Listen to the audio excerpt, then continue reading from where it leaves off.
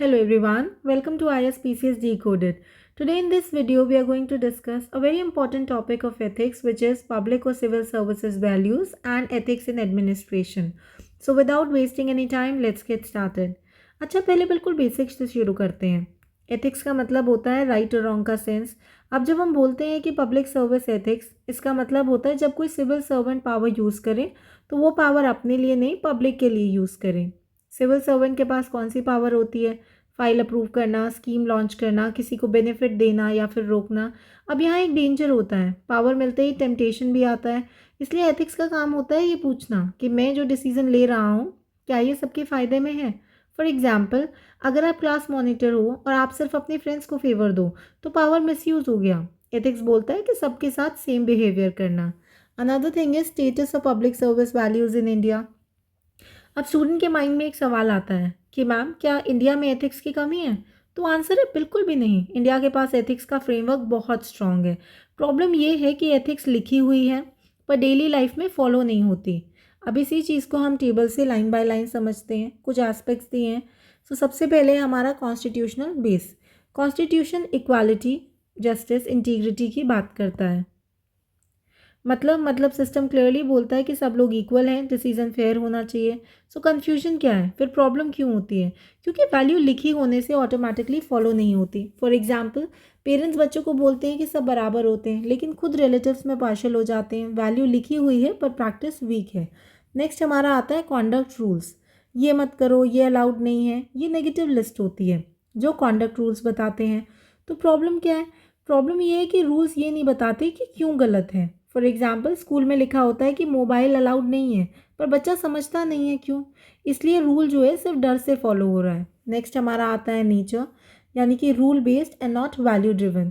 India का system ज़्यादातर rule based हो गया है. मतलब पकड़ा जाऊंगा तो नहीं करूँगा, पकड़ने वाला नहीं है कोई तो कर सकता हूँ. फॉर एग्जाम्पल, ट्रैफिक पुलिस दिखी आपको तो आपने हेलमेट पहन लिया और वहीं पे अगर पुलिस गायब हो जाए तो हेलमेट नहीं है. मतलब ये एथिक्स नहीं है बल्कि ये फियर है. यानी कि आप ओबे कर रहे हो उनको फियर की वजह से. नेक्स्ट हमारे आते हैं नॉलन की 7 principles and this is very important. Exam point of view से ये बहुत ही ज़्यादा इंपॉर्टेंट है. तो देखते हैं इसको एक एक करके. अब इसमें क्या होता है कि नॉलन एंटर कर जाता है. नॉलन कहता है कि रूल्स से पहले इंसान को एथिकल बनाओ. अब प्रिंसिपल्स देख लेते हैं कि उसने किस किस प्रिंसिपल्स की बात की है. सबसे पहला आता है हमारा सेल्फलेसनेस. मतलब डिसीजन अपनी कन्वीनियंस के लिए नहीं पब्लिक के लिए लेना है. फॉर एग्जाम्पल, बस में आप टायर्ड हो पर एल्डरली को आप सीट दे देते हो तो कोई रूल नहीं है पर आप मॉरली जो है ये फील करते हो तो आप कर देते हो. तो सिविल सर्वेंट कनेक्ट यही है इसका कि ऑफिसर अपनी पोस्टिंग, कंफर्ट, ट्रांसफ़र नहीं देखता, पब्लिक नीड देखता है. नेक्स्ट हमारा आता है इंटीग्रिटी. इंटीग्रिटी का मतलब होता है कि जब कोई देख नहीं रहा है तब भी आप गलत मत करो. फॉर एग्जाम्पल, शॉपकीपर गलती से ज़्यादा पैसे आपको दे दे, आप वापस कर देते हो, you return the excess change. So why this is important? Because civil servant के डिसीजंस अक्सर क्लोज रूम्स में होते हैं तो इंटीग्रिटी होना बहुत ज़रूरी है. Next comes objectivity. इसका मतलब होता है कि जो डिसीजन है वो फैक्ट्स पर हो, इमोशंस या प्रेशर पर नहीं होना चाहिए. फॉर एग्जाम्पल, टीचर अपने फेवरेट स्टूडेंट को एक्स्ट्रा मार्क्स दे दे, बाकी स्टूडेंट्स जो हैं वो ट्रस्ट लूज़ कर देते हैं और गवर्नेंस में ऑब्जेक्टिविटी ट्रस्ट बनाता है. नेक्स्ट हमारा आता है अकाउंटेबिलिटी. अकाउंटेबिलिटी का मतलब होता है कि गलती हो तो responsibility low. For example, group project fail हो गया और आप बोलते हो मेरी गलती थी तो वो क्या है, आप अकाउंटेबिलिटी ले रहे हो यानी कि अपनी गलतियों की रिस्पॉन्सिबिलिटी ले रहे हो. सिविल सर्विसेज में जो है ब्लेम गेम नहीं होता है, ओनरशिप लेनी होती है. Then comes openness. ओपननेस का मतलब होता है कि डिसीजन हमें छुपाना नहीं है, हमें ट्रांसपेरेंसी लानी है अपने डिसीजंस में. फॉर एग्जाम्पल, पेरेंट्स अगर रूल बनाएं और रीज़न बताएं तो बच्चा एक्सेप्ट कर लेता है, यानी कि you have to explain your decisions. And lastly next आता है ऑनेस्टी. ऑनेस्टी का मतलब होता है कन्वीनियंस के लिए झूठ नहीं बोलना है, आपको हमेशा ऑनेस्ट रहना है. फॉर एग्जाम्पल, अगर आप लेट हो गए हो तो आप सच बताओ आप क्यों लेट हुए हो. And the last point is leadership. मतलब जो आप बोलो वही खुद करो. फॉर एग्जाम्पल, पेरेंट्स खुद डिसिप्लिन फॉलो करें तो बच्चा ऑटोमेटिकली फॉलो करने लग जाता है. नेक्स्ट हमारा आता है पब्लिक सर्विस बिल. ये आप कहीं पर कोट कर सकते हो. तो अब यहाँ पर एक बहुत नेचुरल डाउट आ गया होगा आपके मन में और ऑलमोस्ट हर बच्चा यही सोचता है कि मैम अगर एथिक्स इंसान के अंदर होती है तो गवर्नमेंट बिल क्यों ला रही है? जब सबके अंदर एथिक्स है तो why there is a need for a bill? बहुत वैलिड सवाल है। देखो, नॉलन और एथिक्स का पहला पार्ट ये मानता है कि आइडियल वर्ल्ड में ऑफिसर खुद एथिकल होता है, लेकिन रियलिटी ये नहीं है, बिकॉज जो रियलिटी है वो आइडियल वर्ल्ड से अलग होती है। रियलिटी में सब ऑफिसर सेम लेवल के एथिकल नहीं होते। सिस्टम सिर्फ गुड इंटेंशन पर चल नहीं सकता, इसलिए पब्लिक सर्विस बिल 2007 का आइडिया आया। इस बिल का एम ये था कि एथिक्स सिर्फ अच्छे लोगों की क्वालिटी ना रहे, बल्कि सिस्टम की कंपल्सरी एक्सपेक्टेशन बन जाए। अब इसे टेबल में देखते हैं। सबसे पहले आता है हमारा पेट्रोइटिज्म। मतलब सिर्फ देशभक्ति के नारे लगाना नहीं होता। एडमिनिस्ट्रेशन में इसका मतलब होता है नेशनल इंटरेस्ट पर्सनल, फैमिली या पॉलिटिकल इंटरेस्ट से हमारा ऊपर हो, यानी कि नेशनल इंटरेस्ट फर्स्ट। अगर आप पब्लिक पार्क को डैमेज होते हुए देखकर भी इग्नोर कर दो तो आप इनडायरेक्टली पब्लिक इंटरेस्ट को नुकसान पहुंचा रहे हो। एडमिनिस्ट्रेटिव कनेक्ट क्या है इसका? यही कि ऑफिसर अपनी ट्रांसफ़र, प्रमोशन या पॉलिटिकल प्रेशर के चक्कर में नेशनल इंटरेस्ट से कॉम्प्रोमाइज़ ना करे। नेक्स्ट हमारा आता है एलिगेंस टू कॉन्स्टिट्यूशन। इसका मतलब होता है कि लॉ बॉस से ऊपर होता है। ये पॉइंट स्टूडेंट्स को थोड़ा कंफ्यूजिंग लगता है, इसलिए सिंपल एग्जाम्पल से इसको समझते हैं। फॉर एग्जाम्पल, अगर ट्रैफिक सिग्नल रेड है और कोई पावरफुल पर्सन आपको क्रॉस करने के लिए बोल रहा है, तो रूल फॉलो करना मतलब कॉन्स्टिट्यूशन के लिए लॉयल रहना। तो आप उस इंसान की बात नहीं मानोगे, आप कॉन्स्टिट्यूशन को फॉलो करोगे, रूल को फॉलो करोगे। सिविल सर्विसेज में क्या होता है कि मिनिस्टर, सीनियर या लोकल प्रेशर हो तो डिसीजन कॉन्स्टिट्यूशन के अकॉर्डिंग होना चाहिए। नेक्स्ट हमारा आता है इम्पार्शियलिटी। इसका मतलब क्या होता है? इसका मतलब होता है अपना पराया नहीं देखना है, आपको इम्पार्शियल रहना है। फॉर एग्जाम्पल, टीचर अगर अपने रिलेटिव के बच्चों को एक्स्ट्रा मार्क्स दे दें तो बाकी स्टूडेंट्स का ट्रस्ट खत्म हो जाता है।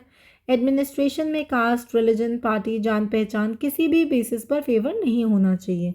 नेक्स्ट हमारा आता है इंटीग्रिटी। इसका मतलब सिर्फ करप्शन ना करना नहीं होता, इसका मतलब होता है कि गलत चीज़ को क्लियरली नो कहना।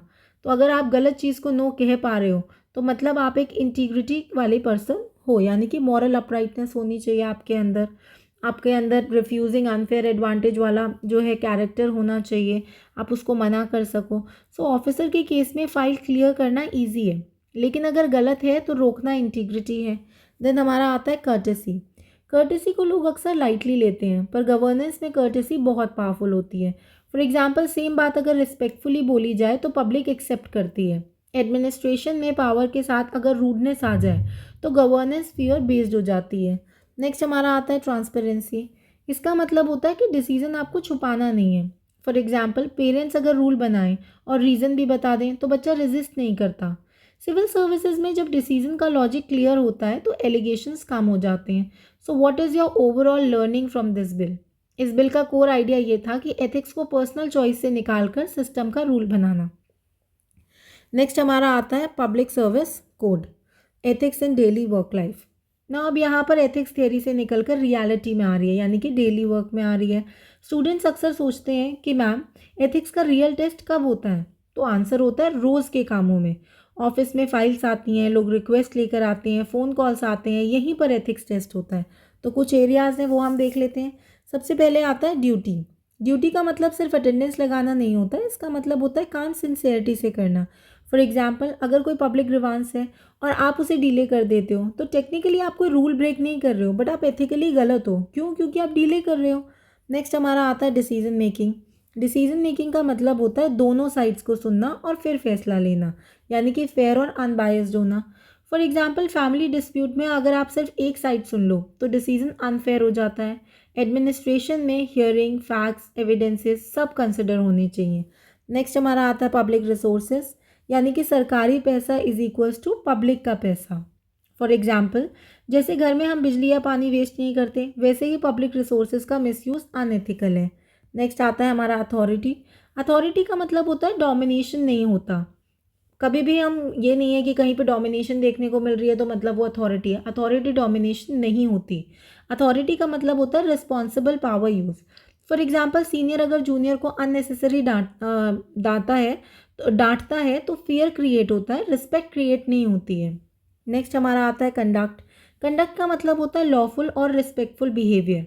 पब्लिक सर्वेंट का जो बिहेवियर है वो इंस्टीट्यूशन की इमेज बनाता है, तो वो अच्छा होना चाहिए, लॉफुल और रिस्पेक्टफुल होना चाहिए।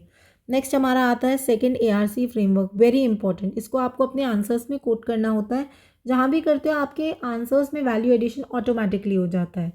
अब यहाँ पर सेकंड ARC का एक बहुत डीप बात बोलता है। तो सेकंड ARC बोल क्या रहा है? वो कहता है कि सिर्फ रूल्स लिख देने से एथिक्स नहीं आती। इसलिए उसने एथिक्स को 3 लेयर्स में समझाया। कितनी में? 3 लेयर्स में। वैल्यूज़ हमारी सबसे ऊपर आती हैं।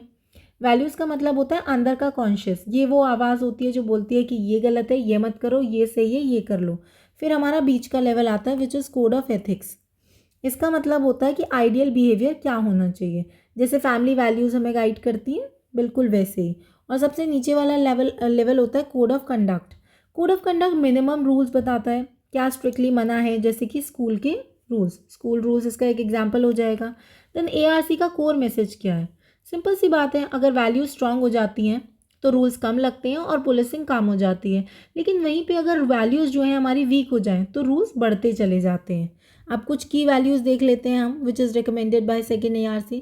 इसे भी आप एग्जाम्पल्स में यूज़ कर सकते हो। तो अब तक हम ये समझ चुके हैं कि एथिक्स सिर्फ रूल्स का मैटर नहीं है, एथिक्स इंसान के अंदर की क्वालिटी है। इसीलिए सेकेंड ARC ने पूछा कि अगर एक सिविल सर्वेंट एथिकल होना चाहिए तो उसके अंदर कौन कौन सी बेसिक वैल्यूज़ होनी चाहिए। इसका जवाब ARC ने की वैल्यूज़ के फॉर्म में दिया। तो चलो इन्हें एक एक करके देखते हैं। सबसे पहले और सबसे इम्पॉर्टेंट वैल्यू आती है हमारी इंटीग्रिटी। अब इसका मतलब क्या होता है? इसका मतलब सिर्फ करप्शन ना करना नहीं होता, बल्कि इसका मतलब होता है कि सच के साथ खड़े रहना, चाहे वो पर्सनल लॉस हो या प्रेशर क्यों नहीं आ जाए। तो चाहे प्रेशर आ रहा है, चाहे पर्सनल लॉस हो रहा है, लेकिन आप इंटीग्रिटी मेंटेन कर रहे हो, so that is very good. Now for example, अगर आप एग्जाम में चीटिंग कर सकते हो पर आप नहीं करते क्योंकि अंदर से लगता है कि ये गलत है, तो वही इंटीग्रिटी है। सिविल सर्विसेज में ऑफिसर के पास फाइल आती हैं जो टेक्निकली क्लियर हो सकती हैं, लेकिन उससे पब्लिक को नुकसान होगा। अगर ऑफिसर मना कर देता है तो वही इंटीग्रिटी है, और इंटीग्रिटी बैकबोन होती है हमारे एथिक्स की। फिर आता है हमारी next value which is objectivity. Objectivity का मतलब होता है कि डिसीजन फैक्ट्स और एविडेंसेस पर हो, इमोशन, प्रेशर या पर्सनल लाइकिंग पर ना हो। फॉर एग्जाम्पल, टीचर अगर अपने फेवरेट स्टूडेंट को एक्स्ट्रा मार्क्स दे दें तो बाकी स्टूडेंट्स जो हैं सिस्टम पर ट्रस्ट खो देते हैं।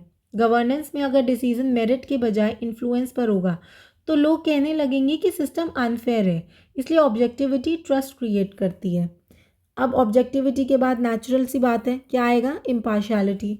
इम्पार्शियलिटी का मतलब होता है कि अपने पराये का डिफरेंस ना करना। फॉर एग्जाम्पल, अगर फैमिली डिस्प्यूट में आप सिर्फ अपने क्लोज रिलेटिव के साइड हो तो डिसीजन अनफेयर हो जाता है। सिविल सर्विसेज में कास्ट, रिलीजन, पार्टी, जान पहचान किसी भी बेसिस पर फेवर नहीं होना चाहिए।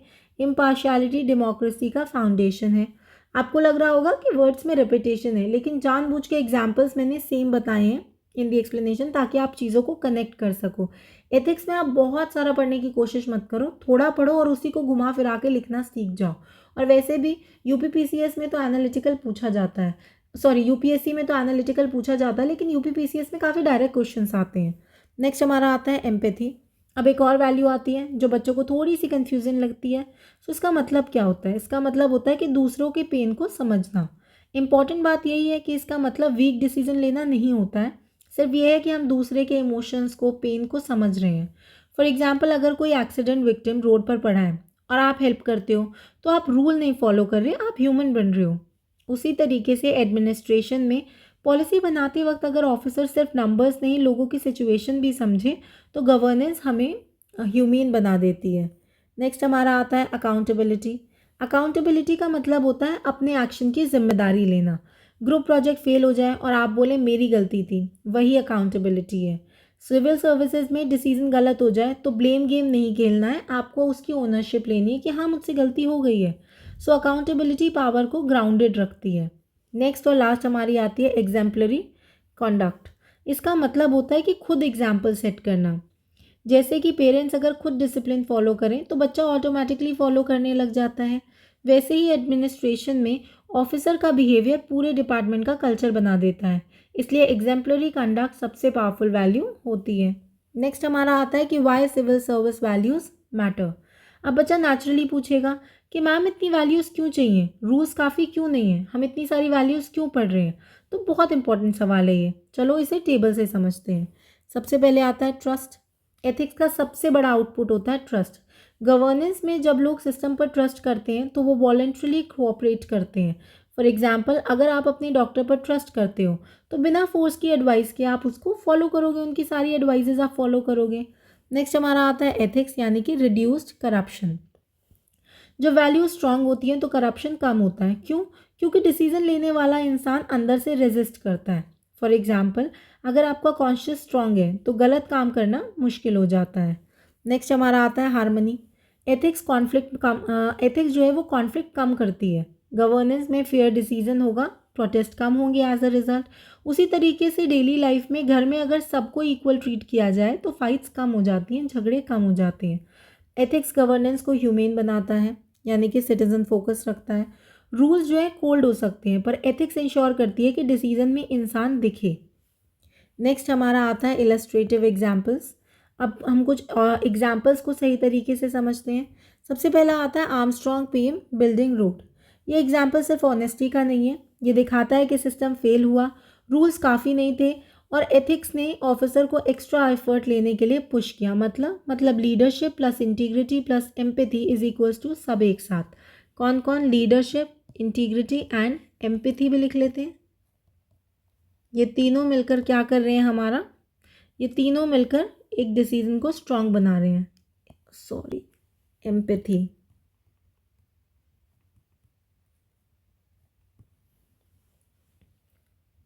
नेक्स्ट हमारा आता है स्टैंडिंग इन क्यूज। क्यू में खड़े रहना छोटी बात लगती है, लेकिन ये डिसिप्लिन और रिस्पेक्ट दिखाता है। अगर सिटीजन डिसिप्लिन फॉलो करेगा तो गवर्नेंस स्मूथ हो जाएगी।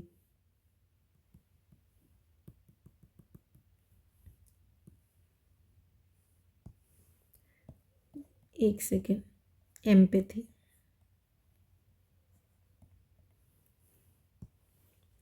नेक्स्ट हमारा आता है returning a lost wallet. Wallet वापस करना रूल नहीं है पर वैल्यू है। ये ऑनेस्टी और इंटीग्रिटी का सिंपलेस्ट फॉर्म माना जाता है। Then lastly helping accident victims. कोई रूल फोर्स नहीं करता हेल्प करने के लिए, पर फिर भी अगर आप हेल्प करते हो तो एम्पैथी दिखती है। एथिक्स वही होती है जो बिना फोर्स के फॉलो हो। नेक्स्ट हमारा आता है चैलेंजेस इन प्रैक्टिस। अब लास्ट और सबसे इंपॉर्टेंट पार्ट इस वाले टॉपिक का, which is challenges. Ethics follow करना ईजी क्यों नहीं होता? तो सबसे पहला रीज़न है इसका पॉलिटिकल प्रेशर। ऑफिसर पर प्रेशर होता है, बॉस का, लीडर का, लोकल पावर का। एथिक्स यहीं पर टेस्ट होती है। देन हमारा आता है रूल्स ऑब्सेशन। कभी कभी ऑफिसर बोल देता है कि रूल अलाउ नहीं करता, पर रूल के पीछे का पर्पस भूल जाते हैं। एथिकल मैकेनिकल हो जाती है, एथिक्स जो है हमारी वो मैकेनिकल हो जाती है। नेक्स्ट एंड लास्ट हमारा आता है वीक एनफोर्समेंट। रूल्स लिखे हुए हैं पर फॉलो करने वाला कोई नहीं है, इसलिए एथिक्स पेपर पर रह जाती है। So what can be the final takeaway? रूल्स बोलते हैं कि ये करो, ये मत करो। वैल्यूज़ बोलती हैं कि तुम कैसे इंसान बनना चाहते हो, यानी कि rules regulate the behaviour and value shape the character. Civil servant तब एथिकल बनता है जब उसका अंदर का कॉन्शियस और बाहर की ड्यूटी एक साथ काम करे। नेक्स्ट एक प्रॉब्लमैटिक एरिया दिया है। पब्लिक सर्विस वैल्यूज़ में क्या प्रॉब्लम आती है? Conflict of interest. ठीक है, इसे देखते हैं। तो चलिए एक सिंपल थॉट से स्टार्ट करते हैं। पब्लिक सर्वेंट से एक्सपेक्टेशन होती है कि वो सिर्फ पब्लिक के लिए डिसीजन ले, लेकिन जब डिसीजन लेते वक्त पर्सनल फ़ायदा क्वाइटली साथ में आ जाए, यानी कि पब्लिक इंटरेस्ट को ना सोच के चुपचाप वो थोड़ा सा पर्सनल इंटरेस्ट भी सोच ले, तो वहीं से कॉन्फ्लिक्ट ऑफ इंटरेस्ट शुरू होता है। प्रॉब्लम ये नहीं होती कि रूल टूट गया है, प्रॉब्लम ये होती है कि डिसीजन जो है क्लीन फील नहीं हो रहा है, और गवर्नेंस में ट्रस्ट फीलिंग से ही बनती है। So what is this conflict of interest? ये है क्या? अब इसको और सिंपल बनाते हैं। हर डिसीजन के टाइम हमारे दिमाग में दो आवाज़ें होती हैं। पहली आवाज़ होती है कि मेरी ड्यूटी क्या है, और दूसरी आवाज़ होती है मुझे क्या मिल रहा है। पब्लिक सर्विसेज में जो है प्राइमरी इंटरेस्ट होता है पब्लिक वेलफेयर, ऑफिशियल ड्यूटी वगैरह, और सेकेंडरी इंटरेस्ट होता है पैसा, family, friends, career, reputation etcetera. Conflict of interest तब आता है जब सेकेंड आवाज़ जो है वो पहली आवाज़ को इन्फ्लुएंस करती है, यानी कि सेकेंडरी इंटरेस्ट प्राइमरी इंटरेस्ट को इन्फ्लुएंस कर रहे हैं। और यहाँ एक इम्पॉर्टेंट बात याद रखो, चाहे डिसीजन लीगली सही है, अगर इंटेंशन मिक्स्ड है तो एथिकली डिसीजन वीक हो जाता है। फॉर एग्जाम्पल, आप किसी शॉप को रिकमेंड करते हो नॉट बिकॉज वो बेस्ट है, बट क्योंकि ओनर आपका फ्रेंड है। कोई रूल नहीं टूटा बट न्यूट्रलिटी चली गई, बस यही कॉन्फ्लिक्ट ऑफ इंटरेस्ट है। So why is it a serious problem in public administration? ये आपके दिमाग में नेचुरली आएगा कि थोड़ा सा पर्सनल एंगल अगर हर जगह होता है तो इतना इशू हम इसका यहीं पर क्यों बना रहे हैं? तो इशू तब बनता है जब हम देखते हैं कि ये सिस्टम के साथ क्या करता है। कुछ इश्यूज़ हैं जैसे कि हिडन बायस। सबसे पहले कॉन्फ्लिक्ट ऑफ इंटरेस्ट यूजुअली छुपकर काम करता है। डिसीजन ऊपर से बिल्कुल फेयर दिखता है, लेकिन अंदर से पर्सनल इन्फ्लुएंस होता है। फॉर एग्जांपल, आप ओपनली नहीं बोलते कि फ्रेंड है इसलिए रिकमेंड कर रहा हूँ, पर बेनिफिट फिर भी आप अपने फ्रेंड को ही दे रहे हो। तो गवर्नेंस में भी बायस ऐसे ही साइलेंटली काम करता है। नेक्स्ट हमारा आता है लॉस ऑफ ट्रस्ट। अब जब बायस साइलेंट होता है, लोग उसे प्रूव नहीं कर पाते पर फील ज़रूर कर लेते हैं, और गवर्नेंस में एक बार लोगों को लग गया कि सिस्टम न्यूट्रल नहीं है तो ट्रस्ट धीरे धीरे खत्म होने लगता है। जैसे कि क्लास में अपने टीचर को अगर टीचर अपने बच्चे को फेवर करे तो बाकी स्टूडेंट मार्क्स से ज़्यादा सिस्टम पर भरोसा खोना चालू कर देंगे, यानी कि teacher favouring his own child can be it's example. Next हमारा आता है हार्ड टू प्रूफ। ये कॉन्फ्लिक्ट ऑफ इंटरेस्ट का सबसे डेंजरस पार्ट है। इसमें कोई रिटन ऑर्डर नहीं होता, कोई क्लियर एविडेंस नहीं होता, कोई डायरेक्ट रूल ब्रेक नहीं होता, इसलिए लीगली केस जो है वो वीक हो जाता है, लेकिन एथिकली डैमेज और ज़्यादा स्ट्रांग हो जाता है। इसीलिए बोलते हैं कि मॉरली रॉन्ग मतलब लीगली राइट। देन हमारा आता है expanding scope.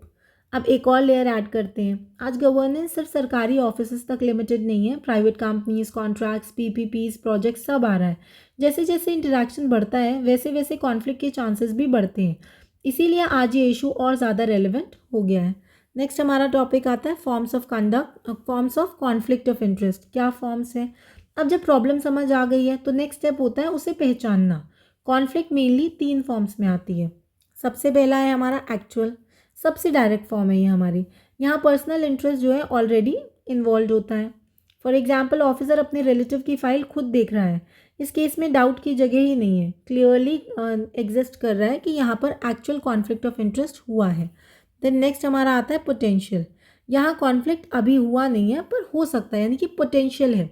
Conflict of interest होने का पोटेंशियल है, यानी कि हो सकता है। फॉर एग्जाम्पल ऑफिसर की डॉटर फ्यूचर में उसी डिपार्टमेंट से लिंक्ड कंपनी में अप्लाई करेगी। एथिकल ऑफिसर यहीं रुक जाता है और सोचता है कि आगे प्रॉब्लम आ सकती है, बेटर है मैं डिस्टेंस बना लूँ। देन लास्ट हमारा आता है परसीव्ड कॉन्फ्लिक्ट ऑफ इंटरेस्ट। ये थोड़ा सटल है पर बहुत इंपॉर्टेंट। यहाँ कॉन्फ्लिक्ट हो या ना हो, अगर सिचुएशन बायस लगती है तो पब्लिक ट्रस्ट फिर भी हर्ट होता है। For example officer casually contractor के साथ सोशल सेटिंग में दिखे। पब्लिक सर्विस में सिर्फ सच होना काफ़ी नहीं होता, सच दिखना भी चाहिए। तो ऐसा नहीं है कि आप सिर्फ सच्चे हो, आप सच्चे दिखो भी तो। This is equally important. Then next हमारा आता है common areas where conflict arises. कुछ ऐसे कॉमन एरियाज जहाँ पर जनरली कॉन्फ्लिक्ट होता है, तो देखते हैं उनको कहाँ कहाँ पर हो रहा है।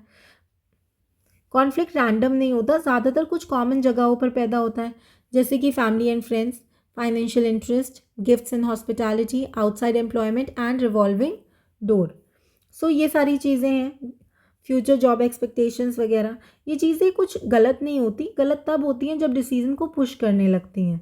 नेक्स्ट हमारा आता है एडमिनिस्ट्रेटिव एंड कोऑपरेटिव एग्जाम्पल्स। अब थोड़ा रियल वर्ल्ड से कनेक्ट करते हैं क्योंकि एग्जाम्पल्स याद रह जाते हैं हमें जब हम कोई टॉपिक पढ़ते हैं। सबसे पहला आता है हमारा ICICI वीडियोकॉन केस। इसमें क्या हुआ था कि पर्सनल लिंक की वजह से लोन डिसीजंस बायस्ड हो गए थे। फिर आता है हमारा CEO एक्सेसिव पे। बोर्ड मेंबर्स अपने ही सर्कल को फेवर करते रहते हैं। देन हायरिंग रिलेटिव्स, नेपोटिज्म, चाहे पब्लिक हो या प्राइवेट सेक्टर, हर जगह देखने को मिलता है। फॉर एग्जाम्पल शॉपकीपर वही प्रोडक्ट बेचे जो ज़्यादा कमीशन देता हो, बेस्ट क्वालिटी वाला नहीं। नेक्स्ट हमारा टॉपिक आता है कि why conduct rules are not enough. अब ये एक लॉजिकल सा डाउट मुझे लग रहा है कि आप पूछोगे कि मैम कॉन्डक्ट रूल्स तो ऑलरेडी हैं, फिर हम एथिक्स क्यों लेते हैं? बिकॉज सिंपल सी बात है, कॉन्डक्ट रूल्स तब काम करते हैं जब वायलेशन विजिबल हो, प्रूफ अवेलेबल हो। पर कॉन्फ्लिक्ट ऑफ इंटरेस्ट जो है वो कॉन्वर्सेशंस में होता है, रिलेशनशिप्स में होता है, पेपर ट्रेल छोड़ता ही नहीं है। इसलिए सिर्फ रूल्स का सिस्टम काफ़ी नहीं है, अंदर की एथिकल अवेयरनेस भी होनी चाहिए। Hence code of ethics is needed, not just conduct of rules.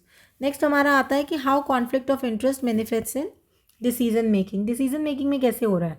जब कॉन्फ्लिक्ट डिसीजन में एंटर करता है तो पर्सनल इंटरेस्ट पब्लिक इंटरेस्ट को पुश आउट कर देते हैं, यानी कि पर्सनल वर्सेस प्रोफेशनल हो जाता है।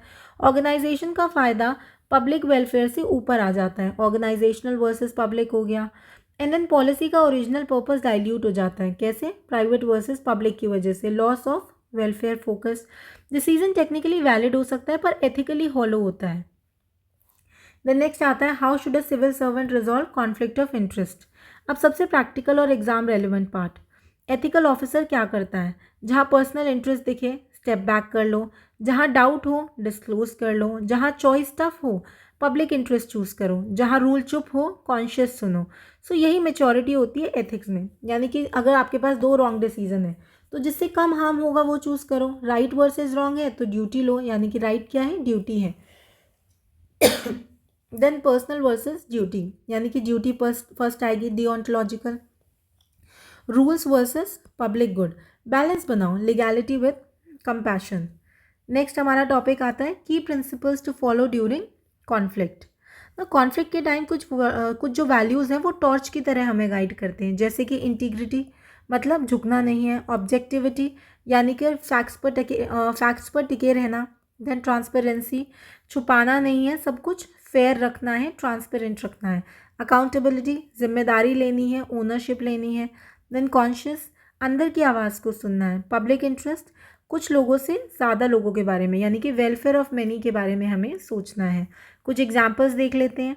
एक वेलफेयर स्कीम सिर्फ टॉप 10% पुअरेस्ट के लिए है, प्रेशर आता है और नीडी लोग जो हैं, ज़रूरतमंद लोग भी हैं, जान पहचान वाले रिक्वेस्ट डालते हैं। सो एथिकल अप्रोच क्या होनी चाहिए? Clear criteria, proper documentation, monitoring, no favour. इससे ऑफिसर भी सेफ रहता है और पब्लिक ट्रस्ट भी बना रहता है। चलो कुछ सिचुएशंस देख लेते हैं, जैसे कि एक्चुअल वर्सेस पोटेंशियल कॉन्फ्लिक्ट। एक लाइन याद रखो, पोटेंशियल मतलब आगे प्रॉब्लम आ सकती है और एक्चुअल मतलब प्रॉब्लम आ चुकी है। अच्छा ऑफिसर पोटेंशियल स्टेज पर ही रुक जाता है, एक्चुअल होने का वेट ही नहीं करता। देन नेक्स्ट आता है why conflict of interest needs ethical codes. Law बोलता है कि प्रूफ दिखाओ, एथिक्स बोलती है कि इंटेंशन दिखाओ। इसीलिए सेकेंड एआरसी ने कहा कि जहाँ लॉ साइलेंट हो वहाँ एथिक्स बोलनी चाहिए। कॉन्फ्लिक्ट ऑफ इंटरेस्ट हमेशा इलीगल नहीं होता, इट्स नॉट ऑलवेज इलीगल, पर हमेशा रिस्की ज़रूर होता है। अच्छा पब्लिक सर्वेंट वो होता है जो पर्सनल लाइफ और पब्लिक ड्यूटी के बीच एक क्लियर लाइन खींच कर रखता है। So a good civil servant protects the public interest not only by rules but by conscious integrity and transparency. Next हमारे आते हैं ethical concerns and dilemma, very important. सबसे पहले एक बेसिक बात समझते हैं।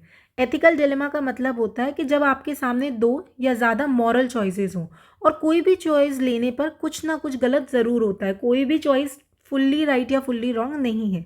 यानी ऐसा सिचुएशन जहाँ पर सही ऑप्शन भी थोड़ा सा गलत है और गलत ऑप्शन भी थोड़ा सा सही है। फॉर एग्जाम्पल फैमिली में कोई क्रिटिकली इल है, डॉक्टर बोलता है कि ट्रीटमेंट रिस्की है, अगर करोगे तो रिस्क है और अगर नहीं करोगे तो देखो गिल्ट है। यहाँ प्रॉब्लम चॉइस की नहीं है, चॉइस के कॉन्सिक्वेंसेस की होती है। यही एथिकल डिलेमा है, यानी कि हम चॉइस की बात नहीं कर रहे हैं, we are not talking about the choice, we are talking about the consequences of choice, we are talking about the consequences of choice. So ethical dilemma choice नहीं है, consequences of choice है ना। सबसे पहले हमारा आता है नेचर ऑफ एथिकल डिलेमास। अब बच्चे जो है अक्सर पूछते हैं कि मैम एथिकल डिलेमा कैसे कैसे फॉर्म में आता है। इसका जवाब ये है कि एथिकल डिलेमास मोस्टली कॉन्फ्लिक्ट के फॉर्म में आते हैं। चलो एक एक करके देखते हैं। सबसे पहले आता है राइट वर्सेस राइट, यानी कि दोनों ऑप्शन सही लगते हैं पर एक चूज़ करना पड़ता है। जैसे कि जस्टिस वर्सेस कंपैशन, दोनों ही सही हैं बट करो चूज़। दूसरा आता है रॉन्ग वर्सेस रॉन्ग, यहाँ दोनों ऑप्शंस गलत हैं पर डिसीजन लेना जो है अनअवॉइडेबल है, यानी कि डिसीजन तो लेना ही पड़ेगा लेकिन जो ऑप्शंस हैं दोनों ही गलत हैं। फॉर एग्जांपल हाईवे बनाना है तो पेड़ काटना पड़ेगा, एनवायरनमेंट को नुकसान होगा, वाटर बॉडीज डिस्ट्रॉय होंगी और लास्टली लोगों को नुकसान हो जाएगा। यहाँ परफेक्ट ऑप्शन होता ही नहीं है।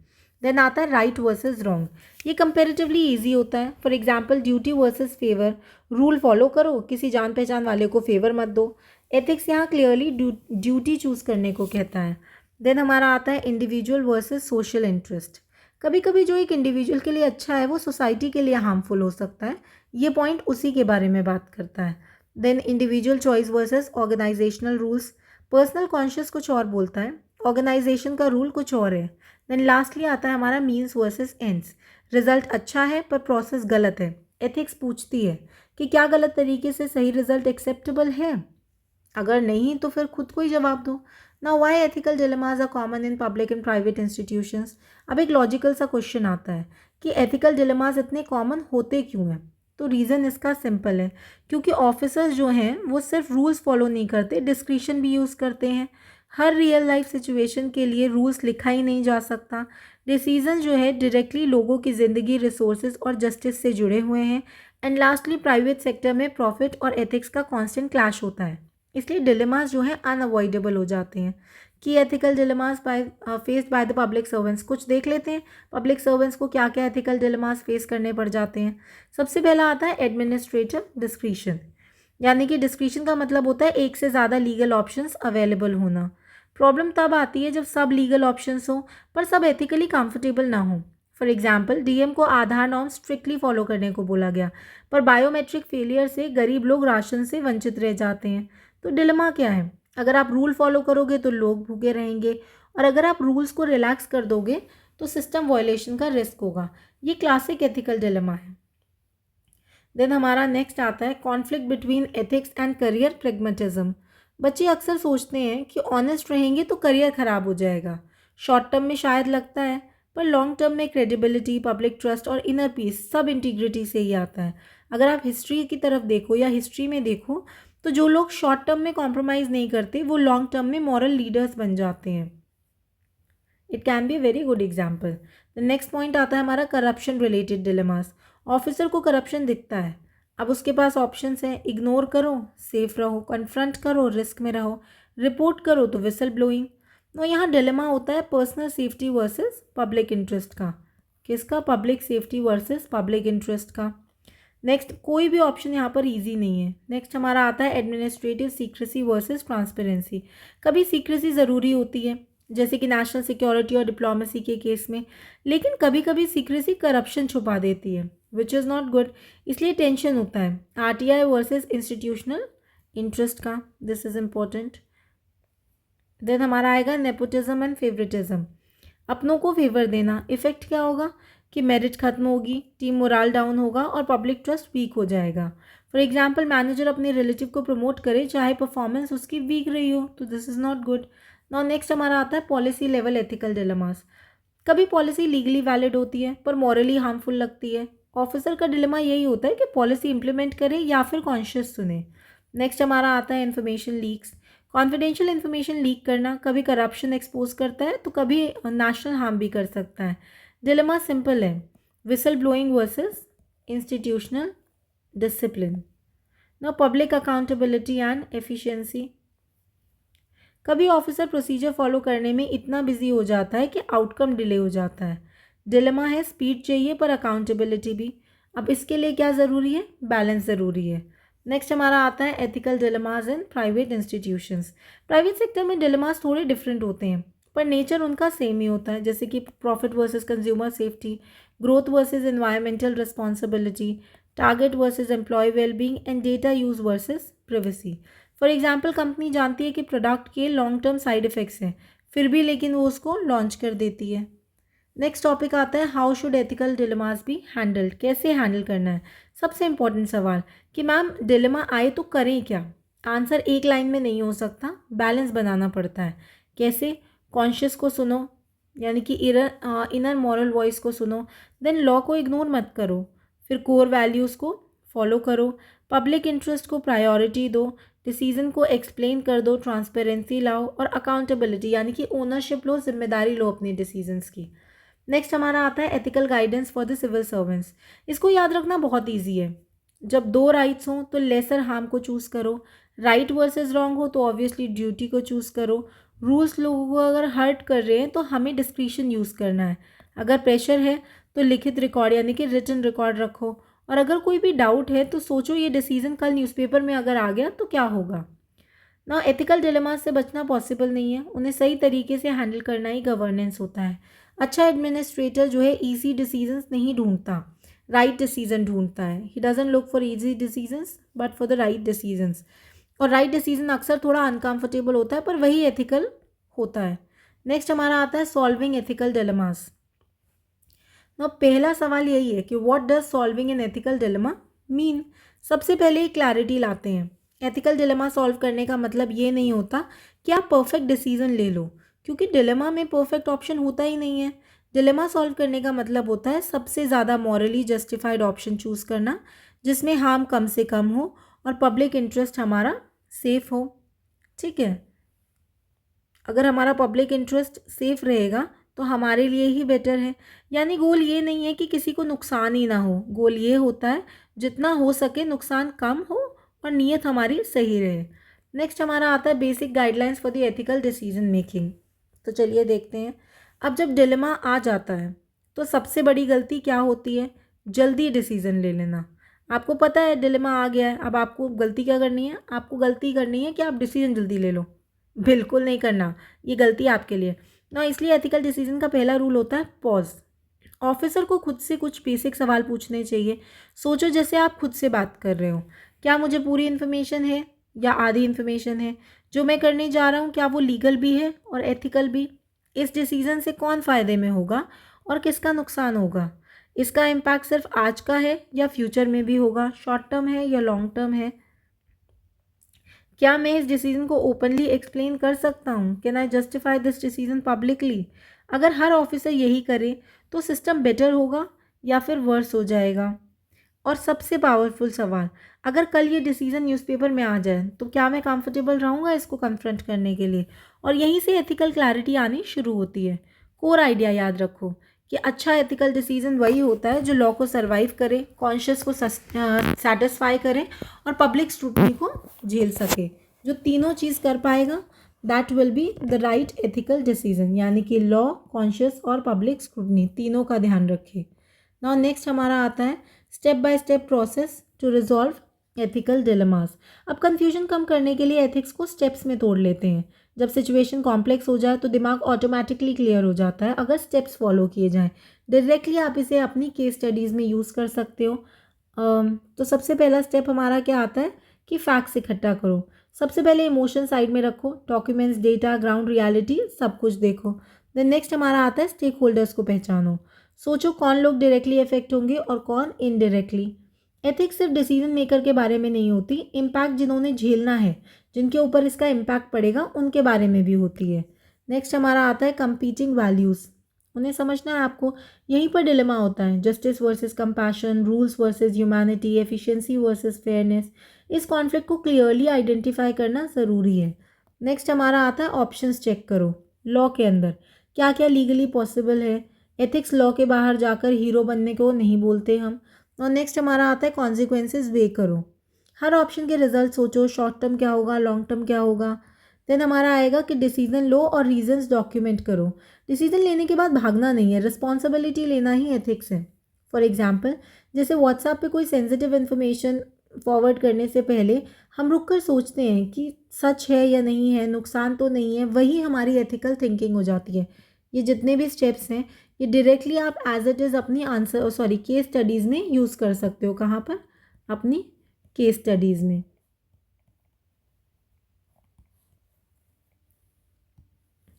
चलो नेक्स्ट हमारा आता है द पॉटर बॉक्स मॉडल। अब एक टूल देखते हैं जो यूपीएससी को बहुत पसंद है पर स्टूडेंट्स को थोड़ा डरा भी देता है, विच इज़ पॉटर बॉक्स। डरने की ज़रूरत नहीं है, ये सिर्फ थिंकिंग को बॉक्स में डालने का तरीका है। सोचो जैसे 4 सवाल खुद से पूछ रहे हो। पहला है हमारा सिचुएशन, यानी कि फैक्ट्स क्या है, इमोशन नहीं सिर्फ फैक्ट्स। दूसरा हमारा आता है वैल्यूज़, कौन सी वैल्यूज़ टरका रही हैं, जैसे कि जस्टिस, कंपैशन, एफिशिएंसी। देन आता है हमारा प्रिंसिपल्स, यानी कि एथिक्स कौन सा गाइड करें, duty, fairness, maximum welfare etcetera. Then lastly हमारा आता है लॉयल्टीज़, मैं किसके लिए जिम्मेदार हूँ, पब्लिक, इंस्टीट्यूशन या लॉ। इस मॉडल का फ़ायदा ये है कि डिसीजन जो है वो इम्पल्सिव नहीं होते और रीजनड हो जाते हैं। नेक्स्ट हमारा आता है रोल ऑफ ऑर्गेनाइजेशनल मैकेनिज्म। अब एक इम्पॉर्टेंट बात, एथिक्स सिर्फ इंडिविजुअल ऑफिसर का काम नहीं होता, अगर सिस्टम ही वीक है तो अच्छा ऑफिसर भी फंस जाता है। इसलिए स्ट्रॉन्ग ऑर्गेनाइजेशंस में होते हैं clear conduct, clear code of conduct, ethics training, seniors का ethical example, whistle blower protection, transparency and violations पर पनिशमेंट। की इंसाइट, एथिक्स सिर्फ गुड पीपल से नहीं गुड सिस्टम से भी बनती है, it is institutional. Now next is role of conscious in solving dilemmas. Dilemmas solve करते टाइम कॉन्शियस का क्या रोल होता है। अब कॉन्शियस को समझते हैं क्योंकि यहीं स्टूडेंट्स कंफ्यूज हो जाते हैं। तो पहला सवाल आता है कि हमारा कि कॉन्शियस होती क्या है, व्हाट इज़ कॉन्शियस। कॉन्शियस वो आवाज़ होती है हमारे अंदर की जो बोलती है कि ये सही लग रहा है या कुछ गड़बड़ है। ये आवाज़ गिल्ट या पीस क्रिएट करती है। तो हमारा अगला सवाल आता है कि कॉन्शियस इंपॉर्टेंट क्यों है, ये ज़रूरी क्यों है, मैटर क्यों करती है। क्योंकि हर सिचुएशन के लिए लॉ नहीं हो सकता, रूल्स कभी आउटडेटेड हो जाते हैं ना। कॉन्शियस उन गैप्स को क्या करता है, फिल करता है। पर सिर्फ कॉन्शियस काफ़ी क्यों नहीं है, क्योंकि कॉन्शियस पर्सनल होती है, अपब्रिंगिंग और बिलीफ से शेप होता है। इसलिए कॉन्शियस को बैलेंस करना पड़ता है लॉ, रीज़न और पब्लिक इंटरेस्ट के साथ। सो बेस्ट वे याद रखने का यही है कि कॉन्शियस मतलब अलार्म जैसा कुछ और डिसीजन मतलब लॉ और एथिक्स। नेक्स्ट हमारा आता है क्राइसिस ऑफ कॉन्शियस। कभी कभी ऑफिसर के साथ ये होता है कि ऑर्डर फॉलो करना ड्यूटी है पर ऑर्डर मॉरली गलत है। सो यही क्राइसिस ऑफ कॉन्शियस होता है। इसके साइंस क्या होते हैं, साइंस इसके होते हैं गिल्ट, रेस्टलेसनेस और inner conflict. For example, officer को ऐसा ऑर्डर फॉलो करना पड़ रहा है जो पब्लिक सेफ्टी का नुकसान पहुंचा सकता है। सो रेजोल्यूशन का तरीका क्या होगा? रेजोल्यूशन का तरीका होगा सोचना, कंसल्टेशन करना, करेज दिखाना, कंसिस्टेंसी मेंटेन करना। नेक्स्ट हमारा आता है laws, rules, regulations and conscious. सादा कौन गाइड कर रहा है हमें? तो चलो अब सबसे इम्पोर्टेंट बैलेंस को समझो। हमें ये तो पता है कि ये चारों चीज़ हमारी इंपॉर्टेंट है, लेकिन ज़्यादा कौन सी इंपॉर्टेंट है? सो जो लॉ है वो बाउंड्री बनाता है, जो रूल्स हैं वो डेली डिसिप्लिन सिखाते हैं, रेगुलेशंस हमें डिटेल में गाइड करती हैं और कॉन्शियस हमें डायरेक्शन दिखाता है। यूपीएससी का फेवरेट लाइन है, एथिकल गवर्नेंस लॉ और कॉन्शियस दोनों से मिलकर बनते हैं। दिस इज इम्पॉर्टेंट, डायरेक्टली अपने आंसर में यूज़ करो इसको। देन की ethical principles used in dilemma resolution. जब भी डिलेमा आए ये वैल्यूज़ कंपास की तरह आपको काम करेंगी। सबसे पहले इंटीग्रिटी यानी कि सीधा रहना, ऑब्जेक्टिविटी फैक्ट्स पर डिसीजन लेना, एम्पैथी इंसान को देखना, अकाउंटेबिलिटी जिम्मेदारी लेना, प्रूडेंस लॉन्ग टर्म सोचना और लास्टली पब्लिक इंटरेस्ट यानी कि many over few. Ethical dilemmas avoid नहीं किए जा सकते, वो आएंगे ही। फ़र्क सिर्फ इतना है कि कोई इन्हें भगाता है और कोई इन्हें वाइजली हैंडल कर लेता है। अच्छा डिसीजन सबको खुश नहीं करता, पर लॉ कॉन्शियस और पब्लिक इंटरेस्ट के साथ खड़ा रहता है, which is very important. Then next हमारा टॉपिक आता है अकाउंटेबिलिटी एंड एथिकल गवर्नेंस। सबसे पहले एक सिंपल बात समझते हैं कि अकाउंटेबिलिटी का मतलब होता है जो काम आपको दिया गया है उसका जवाब देना, और सिर्फ काम करना ही नहीं बल्कि ये भी बताना कि कैसे किया, क्यों किया, रिजल्ट क्या रहा। तो सिंपल शब्दों में पावर के साथ एक्सप्लेनेशन अटैच्ड होती है, इसलिए अकाउंटेबिलिटी इंश्योर करती है कि पावर जो है केयरलेस या आर्बिट्री ना हो। नेक्स्ट हमारा आता है कोर एलिमेंट्स ऑफ अकाउंटेबिलिटी। अब यहाँ एक इंपॉर्टेंट सवाल आता है कि मैम अकाउंटेबिलिटी प्रैक्टिकली कैसे होती है? अकाउंटेबिलिटी तभी एग्जिस्ट करती है जब कुछ चीज़ें क्रिस्टल क्लियर हों। सोचो स्टेप बाय स्टेप, काम क्या करना है, यानी कि what task has to be performed, कौन करेगा, who is responsible for it, कब तक कंप्लीट करना है, रिसोर्सेज क्या मिलेंगे, किसको जवाब देना है, अगर काम खराब हुआ है तो कॉन्सिक्वेंसेस क्या होंगे। अगर इनमें से एक भी अनक्लियर है तो अकाउंटेबिलिटी वीक हो जाती है। फॉर एग्जाम्पल, टीचर प्रोजेक्ट देता है लेकिन डेडलाइन, मार्किंग क्राइटेरिया और चेकर क्लियर नहीं करता, तभी स्टूडेंट अकाउंटेबल फील करते नहीं है, वरना प्रोजेक्ट जो है फॉर्मेलिटी बन जाता है उनके लिए। Now types of accountability in public administration. अब अकाउंटेबिलिटी सिर्फ एक डायरेक्शन में नहीं होती, जो गवर्नेंस में ये मल्टीपल लेवल्स पर काम करती है। सबसे पहले हम बात करेंगे वर्टिकल अकाउंटेबिलिटी की। सबसे पहला और ट्रेडिशनल फॉर्म, मतलब इसका मतलब होता है कि जूनियर अपने सीनियर को जवाबदेह होता है। ये हायरार्की बेस्ड अकाउंटेबिलिटी होती है। कैसी? Hierarchy based. इससे डिसिप्लिन और चेन ऑफ कमांड बनती है। जैसे कि for example district magistrate state government को रिपोर्ट करता है। नेक्स्ट हमारा आता है हॉरिजॉन्टल अकाउंटेबिलिटी। अब थोड़ा इंटरेस्टिंग लेयर आती है। यहाँ इंस्टीट्यूशंस एक दूसरे को चेक करते हैं, ना कि हायरार्की के थ्रू। पहले वाले में क्या था हमारा? पहले वाले में हम बात कर रहे थे हायरार्की की, और इसमें हम किस चीज़ की बात कर रहे हैं? इसमें हम बात कर रहे हैं इंस्टीट्यूशंस की। किस चीज़ की? इंस्टीट्यूशंस की। फॉर एग्जांपल, क्या गवर्नमेंट के खर्च को ऑडिट करता है, इलेक्शन कमीशन इलेक्शंस को मॉनिटर करता है, विजिलेंस बॉडीज़ मिसकंडक्ट इन्वेस्टिगेट करती हैं। ये पावर को बैलेंस करने का काम करता है। नेक्स्ट हमारा आता है डाउनवर्ड या फिर सोशल अकाउंटेबिलिटी। अब सबसे डेमोक्रेटिक फॉर्म यही है। यहाँ गवर्नमेंट और ऑफिशियल सिटीजन्स को जवाब देते हैं। For example, right to information, social audits, citizen charters and grievance redressal portals. ये इंश्योर करता है कि गवर्नेंस सिर्फ फाइल्स तक लिमिटेड ना रहे बल्कि लोगों तक पहुँचे। नेक्स्ट हमारा आता है वाई अकाउंटेबिलिटी ऑफन फेल्स। अब स्टूडेंट नेचुरली पूछते हैं कि मैम अगर सिस्टम है तो फेल क्यों होता है? तो फेलियर्स के रूल्स जो हैं वो बहुत बेसिक होते हैं। रीजंस इसके बहुत बेसिक होते हैं, जैसे कि काम प्रॉपरली डिफाइन नहीं होता, ड्यूटीज़ आर वेगली डिफाइंड ना, टारगेट्स वेग होते हैं, सब जिम्मेदार हैं कहकर रिस्पॉन्सिबिलिटी जो है डाइल्यूट हो जाती है, मॉनिटरिंग वीक होती है, कभी पनिशमेंट नहीं है, कभी अनफेयर पनिशमेंट अगर है तो, जब कॉन्सिक्वेंस अनक्लियर हो जाता है तो अकाउंटेबिलिटी पेपर पर ही रह जाती है। नेक्स्ट हमारा आता है role of citizens charter, very important. अब यहाँ सिटीजन चार्टर का रोल समझते हैं। सिटीजन चार्टर अकाउंटेबिलिटी को मेजरेबल बना देता है, यानी कि it leads to measurable accountability. मतलब वेग प्रॉमिस नहीं कर रहे हैं, क्लियर कमिटमेंट कर रहे हैं। फॉर एग्जाम्पल, पानी मिलेगा कहना वेग है, लेकिन जब चार्टर बोले कि कितने घंटे, कितनी क्वांटिटी, कंप्लेंट कितने टाइम में सॉल्व होगी, तब सिटीजन ऑब्जेक्टिवली पूछ सकता है आपने प्रॉमिस पूरा क्यों नहीं किया। यहीं से रियल अकाउंटेबिलिटी हमारी शुरू हो जाती है। नेक्स्ट आता है social accountability, citizens as stakeholders. अब गवर्नेंस का एक मॉडर्न आइडिया आता है सोशल अकाउंटेबिलिटी। सोशल अकाउंटेबिलिटी का मतलब है कि सिटीजन सिर्फ बेनिफिशियरी नहीं, स्टेक होल्डर भी हैं। इसमें लोग डायरेक्टली इन्वॉल्व होते हैं। Community monitoring, public spending track करना, रिपोर्ट जो है report cards banana and participatory decision making. इससे गवर्नेंस का नेचर चेंज होता है, पावर सेंट्रिक से ये पीपल सेंट्रिक बन जाती है। This is very important. ऐसे ऐसे वर्ड्स आपको सुनने हैं ध्यान से और उनको हाईलाइट करना है, यानी कि power centric to people centric. Next हमारा आता है एथिकल गवर्नेंस। अब एथिकल गवर्नेंस होता क्या है? अब अकाउंटेबिलिटी के बाद एथिक्स ऐड होती है। एथिकल गवर्नेंस का मतलब होता है सिर्फ रूल्स फॉलो करना नहीं, बल्कि वैल्यूज़ को भी फॉलो करना, यानी कि not just rules but also values. यहाँ फोकस होता है डिसीजन कैसे लिया गया, सिर्फ ये नहीं कि डिसीजन लीगल था या नहीं था। Ethical governance fairness, integrity, empathy और पब्लिक इंटरेस्ट को सेंटर में रखता है। नेक्स्ट हमारा आता है difference between the good governance and the ethical governance. ये डिफरेंस यूपीएससी और यूपीपीसीएस का फेवरेट है, इसलिए कामली इसको समझते हैं।